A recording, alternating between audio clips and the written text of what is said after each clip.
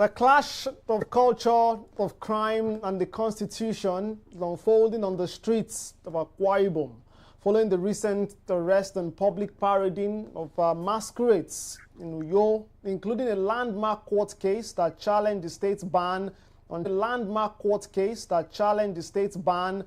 traditional displays. Well, several questions have been forced out of that particular controversy. Where does the right to cultural worship stop and the need for public security begin? On Homo Politicus today, we're looking into the legal, spiritual, and social implications of this ban, arrest, parading, and arraignment of masquerades in Akwa Ibom. Is this a necessary crackdown on hoodlums hiding behind masks, or an overreach that threatens the very heritage of the Ibibio people? This is a discourse today on Homo Politicus. Welcome to the conversation. Kingsley Bass is my name. Let's provide some context. So, several people masquerades were arrested and paraded in Uyo, Akwa Ibom State, following an executive order by Governor Moino banning masquerade activities on public streets. The most prominent case reportedly involved the performer identified as David Ifyong, who was arrested on the 2nd of December for allegedly causing a public disturbance and obstructing movement while in full regalia. Well, David Ifyong was arrested by the Akwa Ibom State Police Command and paraded in his masquerade uniform. Despite being granted bail by a magistrate court, Ifyong was initially held at the Uyo Correctional Center as no surety came forward. Well, the High Court later in Uyo declared the arrest unlawful, recognizing Ekpo masquerade as a form of traditional worship protected by the Nigerian Constitution. The court ordered Ifyong's immediate release and directed the Akwa Ibom State government to pay damages for violating his right. And, he is identified as the leader of an Ekpo masquerade group. He was arrested for allegedly leading attacks, blocking highways, and extortion. That's Solomon Edem. And that is just some of the, controversies around this particular matter. One more time, welcome to Homo Politicus. Some of the reports we're getting from Akwa Ibom, the enforcement of the ban, intended to curb crime, has led to public debate regarding public order versus cultural preservation. I'm joined by a grassroots politician in Akwa Ibom. He's the son of the soil, Honorable Joe Udo. He joins me virtually today. Honorable Joe, many thanks for joining me today. Thank you very much. It's an honor. Yeah, appreciate that. Let's get your thoughts on this controversy, this ban first. I mean, for many persons, when the governor declared, that he doesn't want to see going forward masquerades on the streets, it did spark controversy. Some supported, some, said this was an overreaching, policy introduced by the governor. But some things have unfolded since then. Arrest, parade, arraignment. What do you have to say? What's your standpoint as we, as it concerns this particular matter, tradition and the rule of law? My standpoint and my opinion on that is that government had to take some form of necessary step to carry out its role. And of course, the topmost role of any government is to ensure the safety of its citizens, irrespective of who is involved or what entity is involved. Now, what unfolded just recently was more of a clash between government and traditional institution, or what people would call culture. Now, sentimentally speaking, I know a whole lot of persons might feel that culture, being as old as it is, should be tolerated. Well, I I'm tempted to think that way, just that any culture without secularization, any culture that is not guided, any culture that cannot be protected, then there is a problem. You see, the issue that took place was when the government, through executive order, had instructed that masquerades should not be played without direction. The entire masquerade display should not happen without the masquerade people or the traditional institution or those patronizing those culture should not do that without a formal authorization. Of course, you know, this is festive period. A whole lot of activities as it pertains to culture and all that. Now, government simply instructed them to understand their limits. You're not supposed to put on a full masquerade regalia during some certain periods of the day or in certain residential areas where no cultural activity is happening.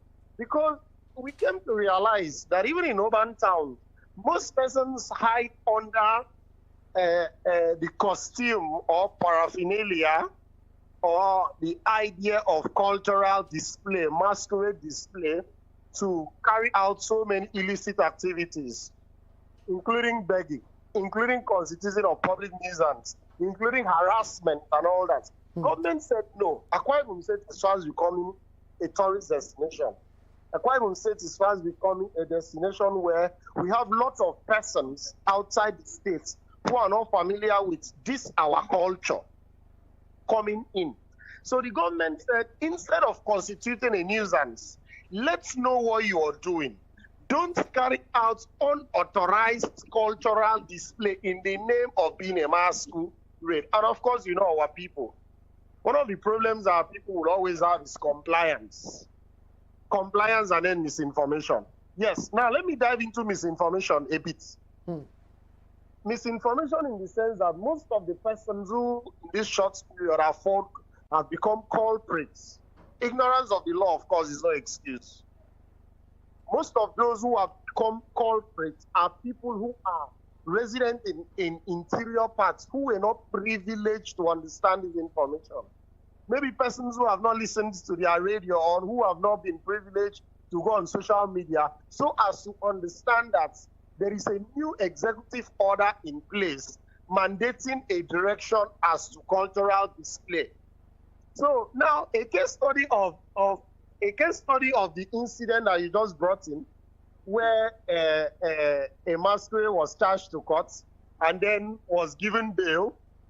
In fact, the government was ordered to compensate the masquerade because the masquerade's right of worship was infringed upon. Well, let me say this. I think the fault was in the arraignment process.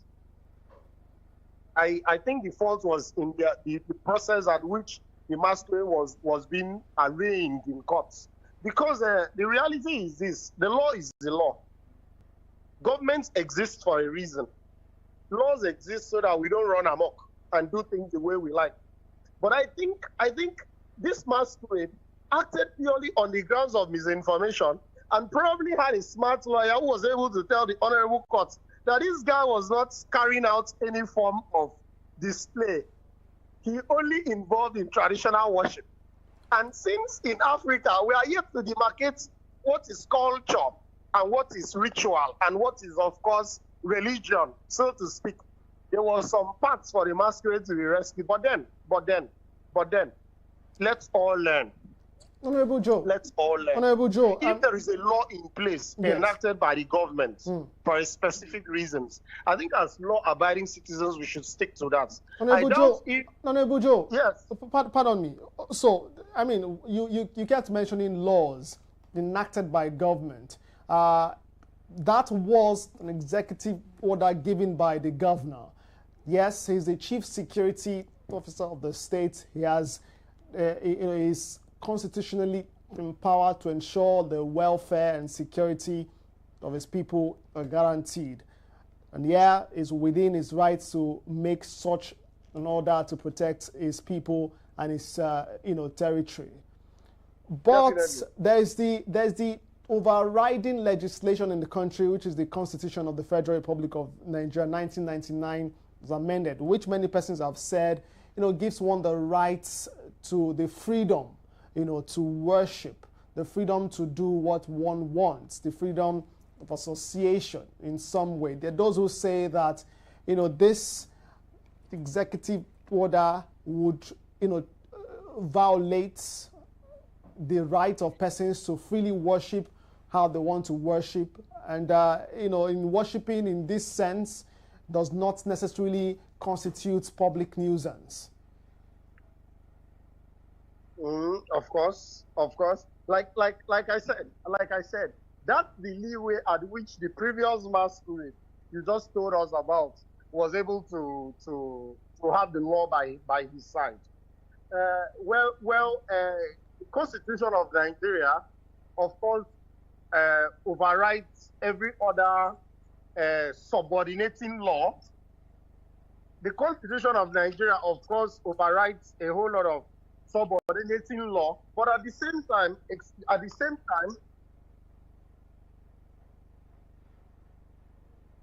Honorable Joe. hello. Yes. Okay. Now, but of course, we need to understand that executive powers exist for a reason.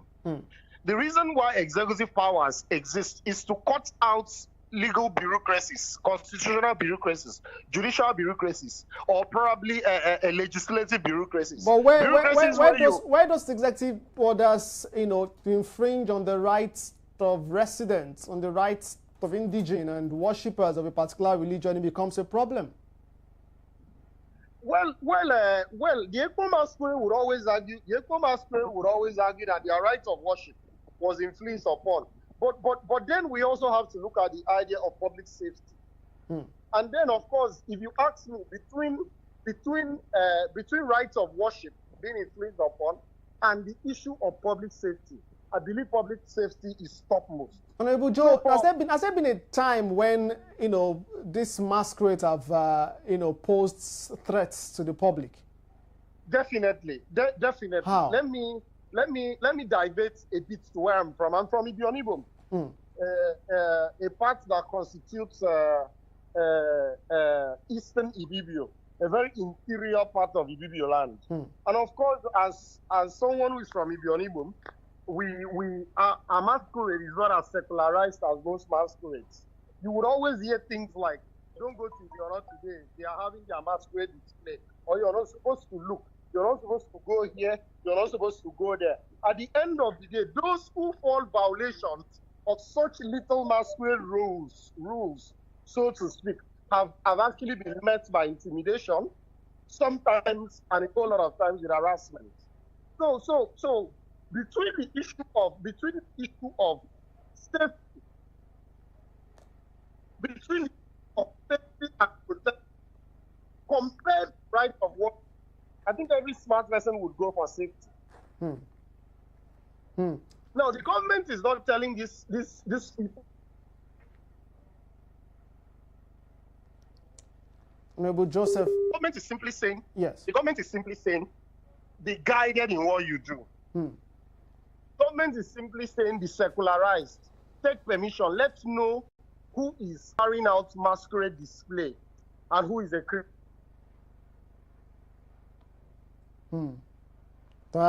The entire display itself, the paraphernalia, the entire masquerade display. Honorable Joseph. There have been situations where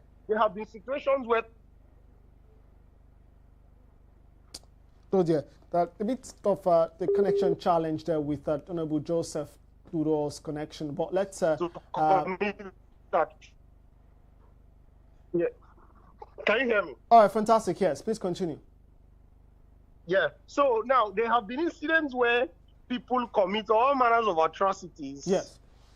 Under the guise of this paraphernalia, and the government is simply saying, if you have a cultural display, let's know who the participants are.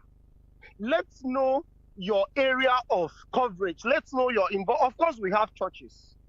if a church must, which is of course a religious branch, so to speak, must carry out its activity, its ritual, its church programs, crusades.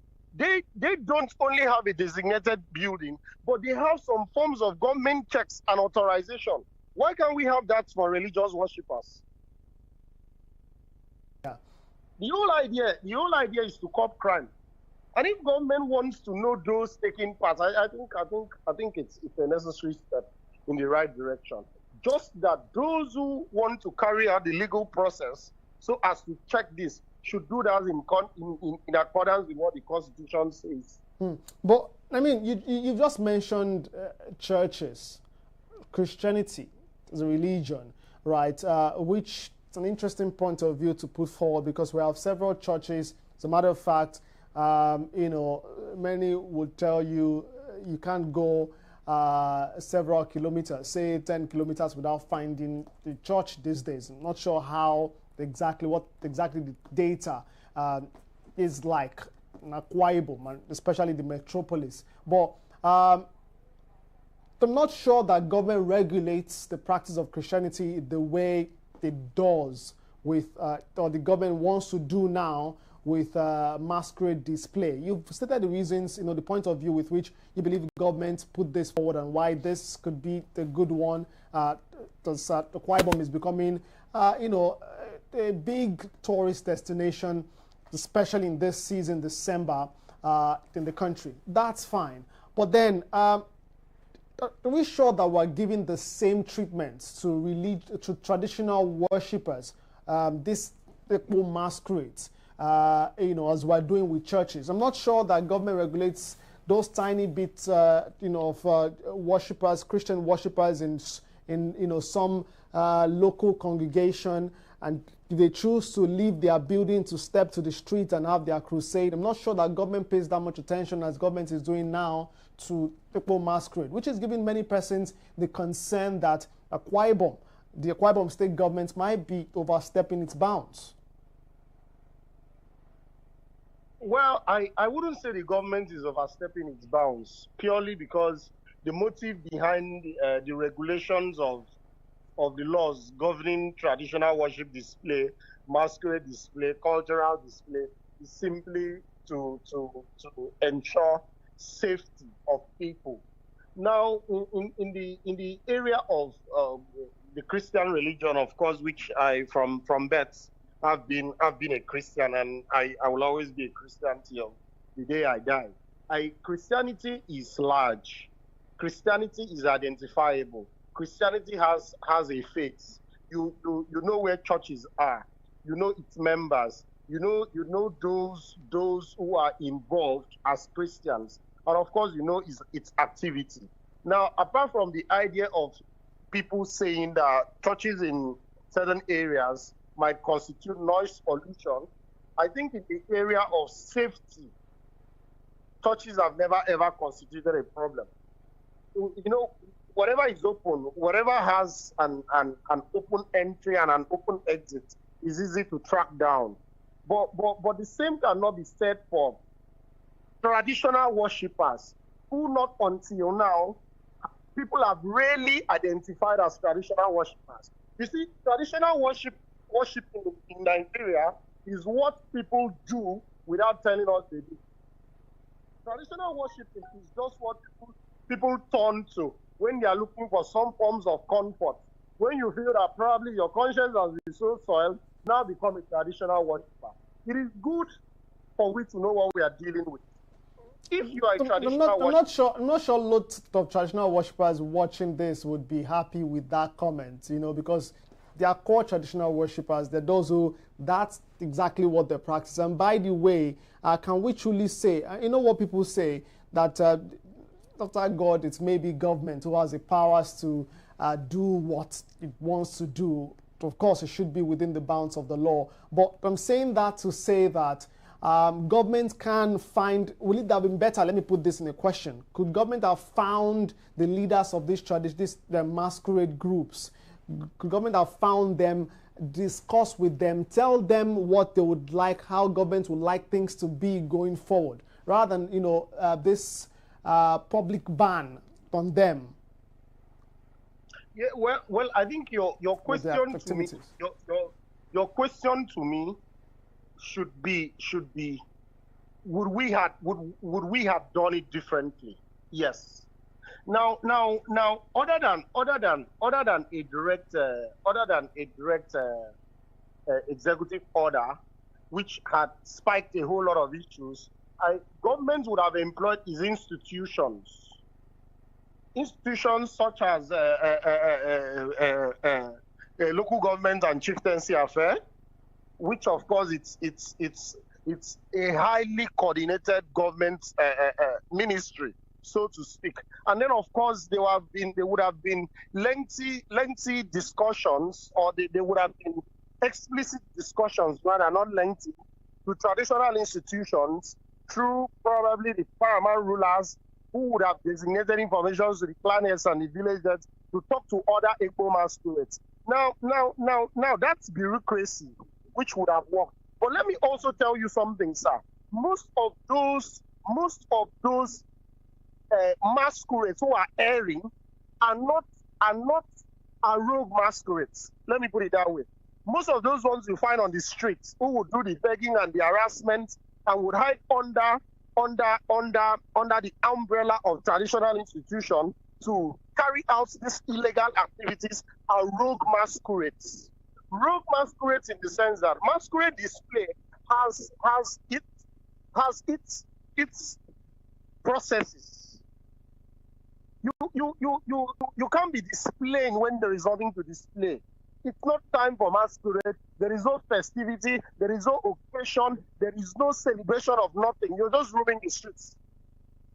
Rogue masquerades. And of course, the issue with rogue entities is that you can't track them down. You have a masquerade, for instance, coming from in a local government to Uyo, carrying out some form of a mongering, so to speak. Now, at the end of the day, how do you track down a masquerade in Uyo that is originally domiciled in a local government? That's the idea of rogue masquerade. People just feel they can put on a paraphernalia, walk on the road on the guise of culture, and then tell you to bring something. Oga, show me love. And you're going to do it. You're going to do it because he acts nicely. You're going to do it because probably you just want to. And then what happens when you're not in the mood to do it? As a woman, you could be whipped, and you don't know who is whipping you. So now, the rogue entity is what government are trying to. The rogue entity is what government are trying to track down. Government is simply saying, we understand that you cannot take away religious practices. You understand that you cannot take away culture. But let's understand who are the patronizers and the participants of this culture, so that we weed out rogue elements. The essence of rogue elements is why this executive order is in place.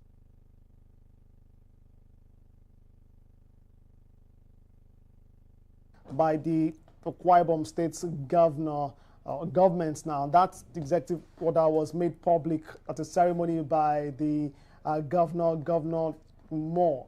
No, that was back in November, and by December 2 already we've seen arrests made, parading, and even an arraignment in courts. Well, the courts did rule in favor of the masquerade, who the person who eventually was unfolded, name given. I've been speaking with a grassroots politician, a member of the All Progressives Congress as well in Akwa Ibom State.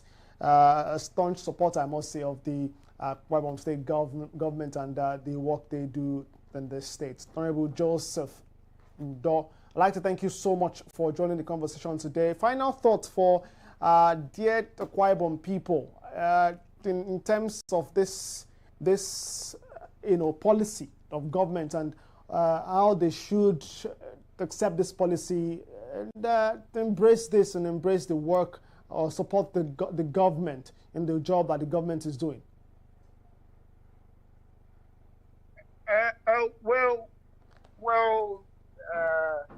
Special shout out to the governor of Akwa Ibom State, who would do everything within his powers to ensure that Akwa Ibom is a destination.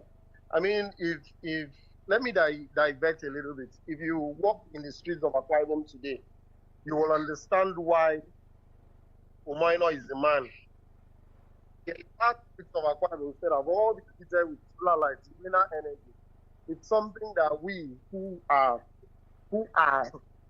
reside here and we do businesses here, we are much more excited. So for a governor who is willing to go to lots of lengths to make Akwa Ibom a destination, I think he has that kudos. Let's in our own way continue to support this administration, and then frankly to pray for our leaders. And then I am very sure Akwa Ibom State will be the destination we've always wanted. Honorable Joseph Udo, I'd like to thank you so much for being a part of the conversation today. Many thanks. Thank you very much. Appreciate that. All right, that starts with that. Dear Akwa Ibom people, resident indigene of Akwa Ibom, and indeed those far and wide, whether in diaspora, whether in other parts of the country, Abuja, Lagos, Sabah, Port Harcourt, wherever you find yourself, Calabar and the rest, whether indigene or not, or you want to join the conversation, stop by the comment section. Let's know what you think of this clash of